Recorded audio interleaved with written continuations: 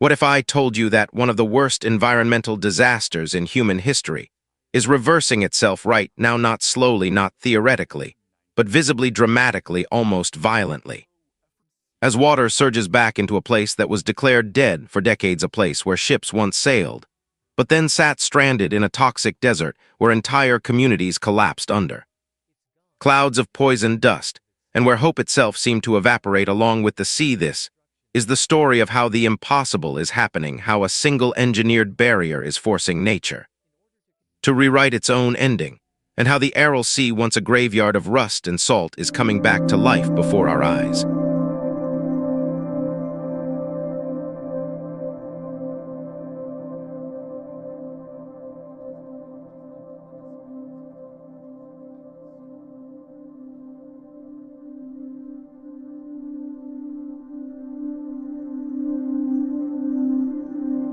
For decades, this landscape looked like the aftermath of an apocalypse, a vast, lifeless expanse where the horizon shimmered not with water, but with salt and decay. These rusted ships once carried thriving fishing industries across what used to be one of the largest inland seas on Earth. But by the late 20th century, the Aral Sea had lost more than 90% of its volume, its shoreline retreating over 100 miles, leaving behind a toxic desert laced with chemicals, pesticides, and salt carried by violent dust storms that poisoned the air, damaged crops, and triggered a public health crisis that devastated entire generations. What was once a vibrant economic hub collapsed into silence, turning bustling port towns into ghost regions, abandoned by opportunity and suffocated by environmental neglect.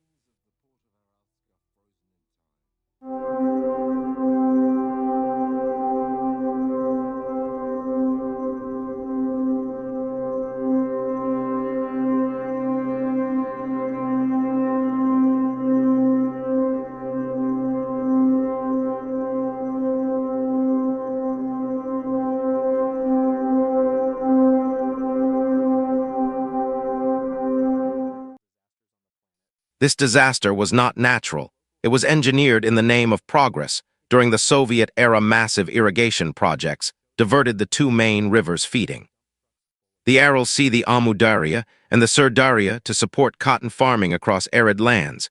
What followed was a slow but relentless draining of the sea as water that once sustained a vast ecosystem was redirected into inefficient canals that leaked and evaporated under the scorching sun year after year. The sea shrank, ecosystems collapsed, salinity levels skyrocketed, and species that had thrived for centuries simply vanished, leaving behind not just an ecological catastrophe, but a stark warning of how human ambition can rewrite entire landscapes, with devastating consequences.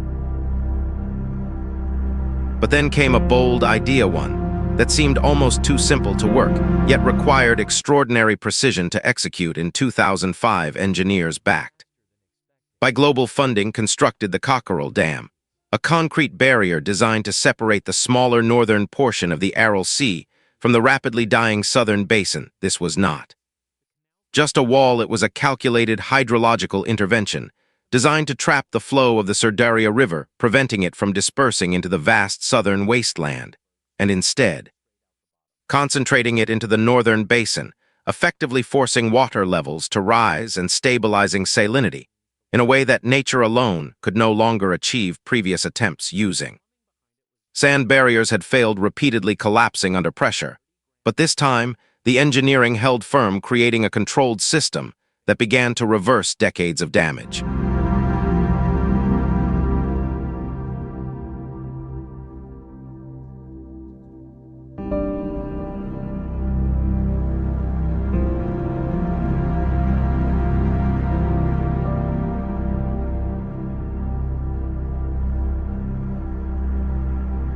What happened next shocked even the experts as water levels began to rise, not gradually, but significantly, increasing by more than 10 meters in some areas. The shoreline started creeping back, reclaiming Land that had been lost for generations, salt flats retreated as freshwater surged into the basin, diluting the extreme salinity that had once made survival impossible. This was not just a physical transformation, it was the ignition of a biological chain reaction. As conditions improved, life began to return in ways that had been considered impossible.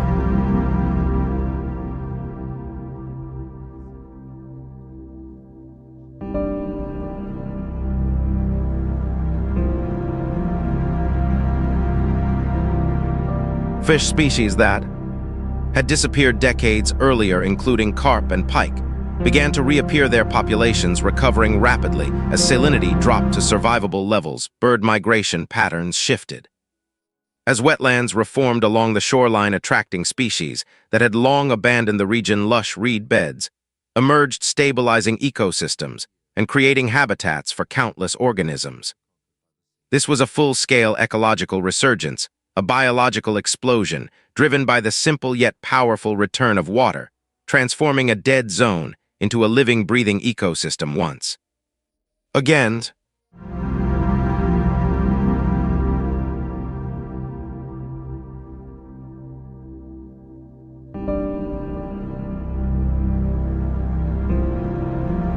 As the ecosystem recovered, so did the people. Local fishermen who once relied on desert vehicles to navigate dry seabeds are now returning to the water, launching modern fishing vessels into a sea that was once thought gone forever. Processing plants in cities like Aral Sea are reopening as the shoreline inches closer, bringing jobs, stability, and renewed purpose to communities that had been left behind. The shift is profound, moving from a health crisis driven by toxic dust to a sustainable economy built around fishing and aquaculture, demonstrating how environmental restoration can directly fuel human recovery.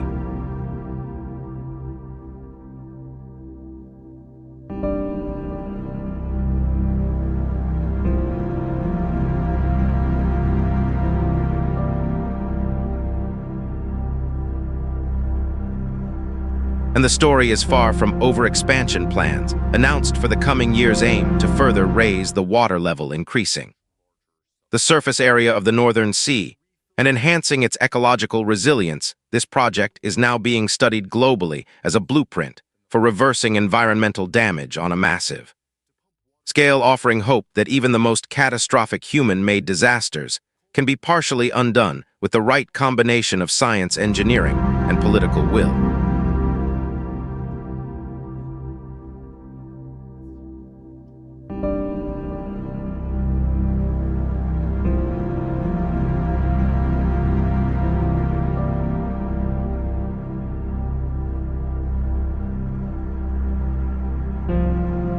What was once a symbol of irreversible loss is now becoming a symbol of resilience and possibility.